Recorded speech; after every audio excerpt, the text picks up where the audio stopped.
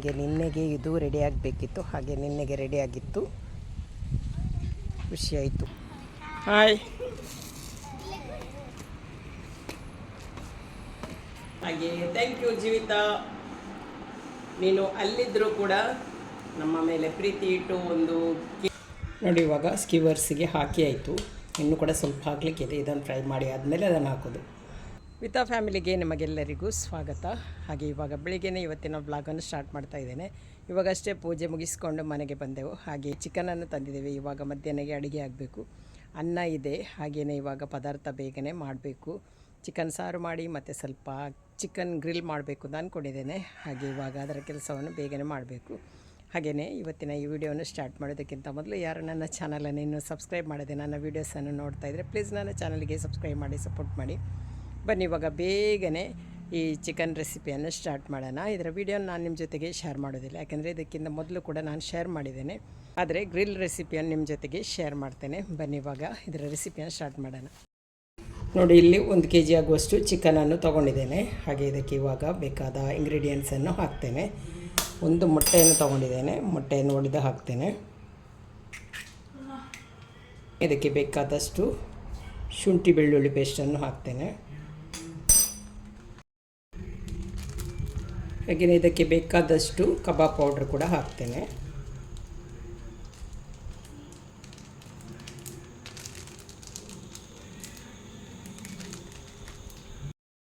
ಹಾಗೆ ಇವಾಗ ಕಬಾಬ್ ಪೌಡ್ರ್ ಎಲ್ಲ ಹಾಕಿ ಆಯಿತು. ಇನ್ನು ಇದನ್ನು ಚೆನ್ನಾಗಿ ಮಿಕ್ಸ್ ಮಾಡ್ತೇನೆ.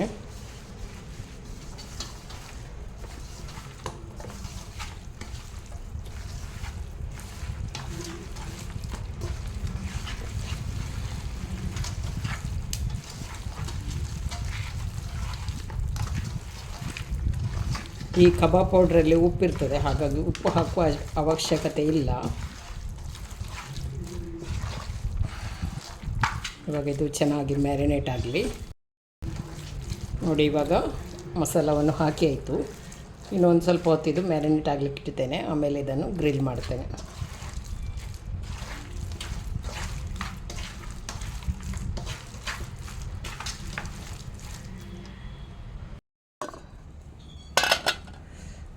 ನೋಡಿ, ಇವಾಗ ಚಿಕನ್ ಸಾರು ರೆಡಿ ಆಗ್ತಾ ಇದೆ. ಮಸಾಲ ಸ್ವಲ್ಪ ಗ್ರೈಂಡ್ ಮಾಡಿ ಆಗುವಾಗ ಕರೆಂಟು ಹೋಯಿತು, ಹಾಗಾಗಿ ತುಂಬಾ ನೈಸಾಗಿ ಗ್ರೈಂಡ್ ಆಗಲಿಲ್ಲ. ಕರೆಂಟ್ ಇನ್ನೂ ಕೂಡ ಬರಲಿಲ್ಲ, ಹೋದ ಕರೆಂಟು. ಮತ್ತು ಸಾಕು ಅಂತ ಹೇಳಿ ಚಿಕನ್ ಬೆಂದಿತ್ತು, ಹಾಗಾಗಿ ಹಾಕಿಬಿಟ್ಟೆ. ಇದಿನ್ನೂ ಸ್ವಲ್ಪ ಹೊತ್ತಲ್ಲಿ ಚಿಕನ್ ರೆಡಿ ಆಗ್ತದೆ, ಆಮೇಲೆ ಗ್ರಿಲ್ ಮಾಡೋದು. ಮ್ಯಾರಿನೇಟ್ ಮಾಡಲಿಕ್ಕಿಟ್ಟು ಒಂದು ಅರ್ಧ ಗಂಟೆ ಆಯಿತು. ಹಾಗೆಯೇ ನೋಡಿ, ಸ್ಕ್ಯೂವರ್ಸ್ ತೊಗೊಂಡಿದ್ದೇನೆ. ಇವಾಗ ಇದರೊಳಗೆ ಚಿಕನನ್ನು ಹಾಕ್ತೇನೆ. ಗ್ರಿಲ್ ಮಾಡಿದರೆ ಟೇಸ್ಟ್, ಆದರೆ ಮಾಡಲಿಕ್ಕೆ ಸ್ವಲ್ಪ ಕೆಲಸ ಜಾಸ್ತಿ. ಕೆಂಡ ಎಲ್ಲ ರೆಡಿ ಮಾಡಬೇಕಲ್ವ.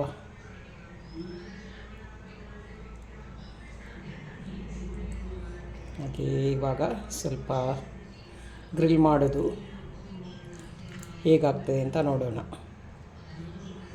ಆಲ್ರೆಡಿ ಲೇಟ್ ಆಯಿತು, ಕರೆಂಟಿಗೆ ಕಾದು ಕೂಡ ಸ್ವಲ್ಪ ಲೇಟ್ ಆಯಿತು. ನೋಡಿ, ಇವಾಗ 5 ಪೀಸ್ ಹಾಕ್ತೇನೆ. ನೋಡಿ, ಇವಾಗ ಸ್ಕಿವರ್ಸಿಗೆ ಹಾಕಿ ಆಯಿತು. ಇನ್ನೂ ಕೂಡ ಸ್ವಲ್ಪ ಹಾಕಲಿಕ್ಕಿದೆ. ಇದನ್ನು ಫ್ರೈ ಮಾಡಿ ಆದಮೇಲೆ ಅದನ್ನು ಹಾಕೋದು. ನೋಡಿ, ಇಲ್ಲಿ ಗ್ರಿಲ್ ರೆಡಿ ಆಗ್ತಾ ಇದೆ.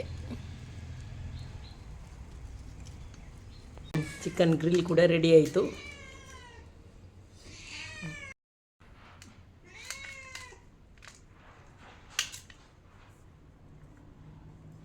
ಗಂಟೆ 1 ಆಯಿತು. ಇವಾಗ ಮಧ್ಯಾಹ್ನದ ಅಡುಗೆ ಆಯಿತು. ಸಿಂಪಲಾಗಿ ಮಾಡಿದ್ದೇನೆ. ಚಿಕನ್ ಸಾರು, ಚಿಕನ್ ಗ್ರಿಲ್ ಹಾಗೂ ನೀರು ದೋಸೆ ಮಾಡಿದ್ದೇನೆ, ಮತ್ತು ಅನ್ನ ಅಷ್ಟೇ. ಬೇರೆ ಏನು ಇವತ್ತು ತರಕಾರಿ ಮಾಡಲಿಕ್ಕೆ ಕೂಡ ಟೈಮ್ ಸಿಗಲಿಲ್ಲ, ಹಾಗಾಗಿ ಸಿಂಪಲಾಗಿ ಮಾಡಿದ್ದು. ನೋಡಿ, ಚಿಕನ್ ಸಾರು, ನೀರು ದೋಸೆ ಹಾಗೂ ಗ್ರಿಲ್ಡ್ ಚಿಕನ್. ಇವತ್ತು ಮೇ 3 ನಮ್ಮ ಆ್ಯನಿವರ್ಸರಿ. ಹಾಗೆ ಆ್ಯನಿವರ್ಸರಿಯ ಸಲುವಾಗಿ ನಾನಿಲ್ಲಿ ಸಾಸಿವೆ ಬೀಜ ಹಾಕಿ ಇಲ್ಲಿ ನಾನು ಮೇ 3 ಅಂತೇಳಿ ಒಂದು ಸೀಡ್ ಆರ್ಟ್ ಮಾಡಿದ್ದೆ. ಅಷ್ಟು ಚೆನ್ನಾಗಿ ಬರಲಿಲ್ಲ, ಆದರೂ ಪರವಾಗಿಲ್ಲ. ಎಲ್ಲ ಮೊಳಕೆ ಬಂದಿರಲಿಲ್ಲ, ಹಾಗಾಗಿ ಹೀಗಾಗಿದೆ. ಹಾಗೆಯೇ ಇಲ್ಲಿ ನೈಟ್ ಟೈಮ್ ನಾವು ಸರ್ಪ್ರೈಸ್ ಆಗಿ ಒಂದು ಕೇಕನ್ನು ಕೂಡ ಕಟ್ ಮಾಡಿದೆವು. ಇಲ್ಲದಿದ್ದರೆ ನಮಗೆ ಇಂಟ್ರೆಸ್ಟ್ ಇರಲಿಲ್ಲ ಕೇಕ್ ಕಟ್ ಮಾಡೋದು ಬೇಡ ಅಂತೇಳಿ. ಆದರೆ ಜೀವಿತಾ ದುಬೈಯಿಂದ ಕೇಕನ್ನು ಆರ್ಡರ್ ಮಾಡಿದ್ಲು. ಹಾಗೆ ಸಾಯಂಕಾಲದ ಹೊತ್ತು ಕೇಕ್ ಕೂಡ ಮನೆಗೆ ಬಂತು. ನಮಗಂತೂ ಸರ್ಪ್ರೈಸ್. ಹಾಗೆ ಸಾಯಂಕಾಲದ ಹೊತ್ತು ಕೇಕನ್ನು ಕೂಡ ಕಟ್ ಮಾಡಿದೆವು. ಆದರೆ ಆ ಟೈಮಿಗೆ ಅವಳು ವೀಡಿಯೋ ಕಾಲಲ್ಲಿ ಸಿಗಲಿಲ್ಲ. ಅವಳು ಬೇರೆ ಕೆಲಸದಲ್ಲಿ ಬ್ಯುಸಿಯಾಗಿದ್ಲು. ಹಾಗೆ ತುಂಬಾ ಖುಷಿಯಾಯಿತು. ಅವಳು ಅಲ್ಲಿದ್ದರೂ ನಮ್ಮ ಮೇಲೆ ಪ್ರೀತಿ ಇಟ್ಟು ಕೇಕನ್ನು ಆರ್ಡರ್ ಮಾಡಿ ತರಿಸಿದ್ಲಲ್ಲ ಅಂಥೇಳಿ ತುಂಬಾ ಖುಷಿಯಾಯಿತು. ಬೇಸರನೂ ಆಯಿತು, ನಮ್ಮ ಜೊತೆಗೆ ಇಲ್ಲದೆ ಅವಳು ಇದ್ದಾಳೆ ಅಲ್ವಾ ಅಂಥೇಳಿ. ಹ್ಯಾಪಿ ಆ್ಯನಿವರ್ಸರಿ ನೋಡಿ ಇದರಲ್ಲಿ ಬರೆದಿದ್ದಾರೆ. ಹಾಗೆ ಥ್ಯಾಂಕ್ ಯು ಜೀವಿತಾ, ನೀನು ಅಲ್ಲಿದ್ದರೂ ಕೂಡ ನಮ್ಮ ಮೇಲೆ ಪ್ರೀತಿ ಇಟ್ಟು ಒಂದು ಕೇಕನ್ನು ಆರ್ಡರ್ ಮಾಡಿ ಮನೆಗೆ ಕಳಿಸಿದ್ಯಾ.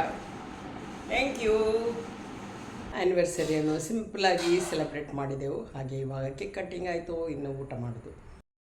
ನೋಡಿ, ಇದು ನೆಕ್ಸ್ಟ್ ಡೇ ವ್ಲಾಗನ್ನು ಕಂಟಿನ್ಯೂ ಮಾಡ್ತಾ ಇದ್ದೇನೆ. ಬೆಳಿಗ್ಗೆ ವೀಳ್ಯದೆಲೆ ಕೆಲಸ ಆಯಿತು ಮಧ್ಯಾಹ್ನ ತನಕ. ಆಮೇಲೆ ಇವಾಗ ಸಾಯಂಕಾಲ ಅಡುಗೆ ಮಾಡ್ತಾ ಇದ್ದೇನೆ. ಹಾಗೆಯೇ ತಮ್ಮನ ಮಕ್ಕಳು ಕೂಡ ಮನೆಗೆ ಬಂದಿದ್ದಾರೆ. ಹಾಗೆ ದಾಳಿಂಬೆ ಆಗಿತ್ತಲ್ವ ಗಿಡದಲ್ಲಿ, ಹಾಗೆ 4 ದಾಳಿಂಬೆಯನ್ನು ಕೊಯ್ದೆ. ನಾನು ಹೇಳಿದ್ದೆ ಅಲ್ವಾ ದಾಳಿಂಬೆಗೆ ಎಲ್ಲ ರೋಗ ಅಂಥೇಳಿ. ನೋಡಿ ಈ ಥರ ಒಳಗಡೆ ಕೊಳೆತಿದೆ ನೋಡಿ. ಸ್ವಲ್ಪ ಅರ್ಧ ಸೈಡು ಒಳ್ಳೆದಿದೆ ಮತ್ತು ಸ್ವಲ್ಪ ಸೈಡು ಕೊಳೆತಿದೆ. ಅದು ಏನೋ ಒಂದು ರೋಗ ಆಗಿರ್ಬೋದು. ನೋಡಿ ಈ ಥರ ಒಂದು ತೂತು ಬೀಳ್ತದೆ ನೋಡಿ. ಈ ತೂತು ಬಿದ್ದ ಕಡೆ ಎಲ್ಲ ಹಾಳಾಗಿರ್ತದೆ. ಹಾಗೆ ನೋಡಿ ಇವಾಗ 2 ಕಟ್ ಮಾಡಿದಲ್ಲಿ ಇಷ್ಟು ಸಿಕ್ಕಿತ್ತು. ವೇಸ್ಟ್ ನೋಡಿ ಎಷ್ಟು ಅಂತೇಳಿ.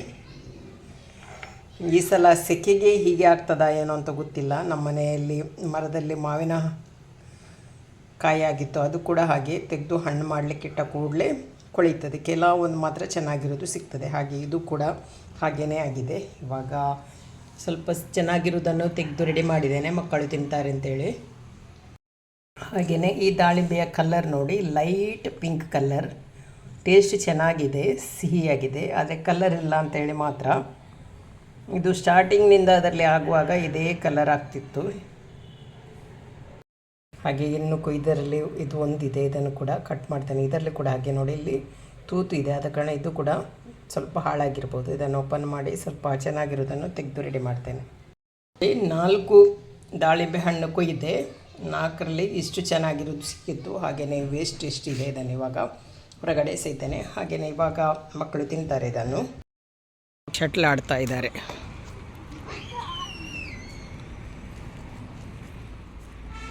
Hi hi.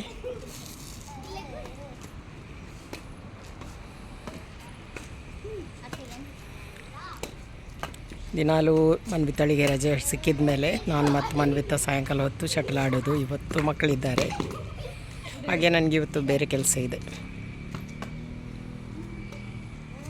ನಿನ್ನೆ ಶಾರ್ಟ್ ವಿಡಿಯೋದಲ್ಲಿ ನೀವು ಇದನ್ನು ನೋಡಿರ್ಬೋದು. ಮೇ 3 ಅಂತೇಳಿ ಈ ಥರ ನಾವು ಬೀಜ ಹಾಕಿ ಗಿಡ ಮಾಡಿದ್ದೆವು. ಇದು ಸಾಸಿವೆ ಬೀಜವನ್ನು ಹಾಕಿ ಮಾಡಿದ್ದು. ಇವಾಗ ಸೆಕೆಗೆ ಎಷ್ಟು ನೀರು ಹಾಕಿದರೂ ಸಾಕಾಗೋದಿಲ್ಲ, ಬೇಗನೆ ಬಾಡಿ ಹೋಗ್ತದೆ. ಸಾಸಿವೆ ಬೀಜದಿಂದ ಮಾಡಿದ ಗಿಡ ಅಲ್ವಾ, ಹಾಗಾಗಿ ಬೇಗನೆ ಬಾಡ್ತದೆ. ಹಾಗಾಗಿ ನೀರು ಹಾಕ್ತಾನೆ ಇರಬೇಕು. ಇವತ್ತು ಮಧ್ಯಾಹ್ನ ಹಾಕಿದ್ದೆವು, ಹಾಗೆ ಆಮೇಲೆ ಇವಾಗ ಹಾಕಿದೆ ಅಷ್ಟೇ ನೋಡಿ. ಆದರೂ ಬಾಡಿದೆ, ತುಂಬಾ ಚೆನ್ನಾಗಿ ಬಂದಿದೆ. ಆದರೆ ಸ್ವಲ್ಪ ಮೊಳಕೆ ಬರಲಿಕ್ಕೆ ಬಾಕಿತ್ತು. ಆದರೆ ನಮಗೆ ನಿನ್ನೆಗೆ ಇದು ರೆಡಿ ಆಗಬೇಕಿತ್ತು. ಹಾಗೆ ನಿನ್ನೆಗೆ ರೆಡಿಯಾಗಿತ್ತು, ಖುಷಿಯಾಯಿತು.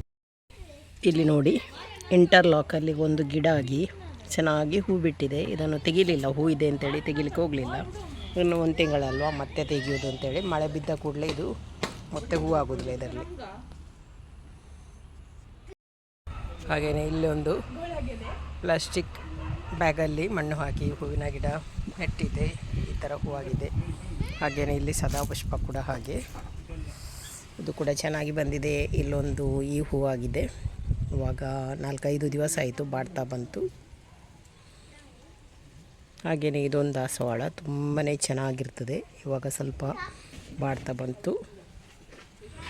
ಹಾಗೆಯೇ ಇಲ್ಲಿ ನೋಡಿ ಸದಾಪುಷ್ಪ ಈ ಕಲರ್ ಇದು. ಆದರೆ ಪ್ಲೇನ್ ಬಿಳಿ ಸದಾಪುಷ್ಪ ಇಲ್ಲವೇ ಇಲ್ಲ, ಒಂದು ಗಿಡ ಕೂಡ ಆಗಲಿಲ್ಲ.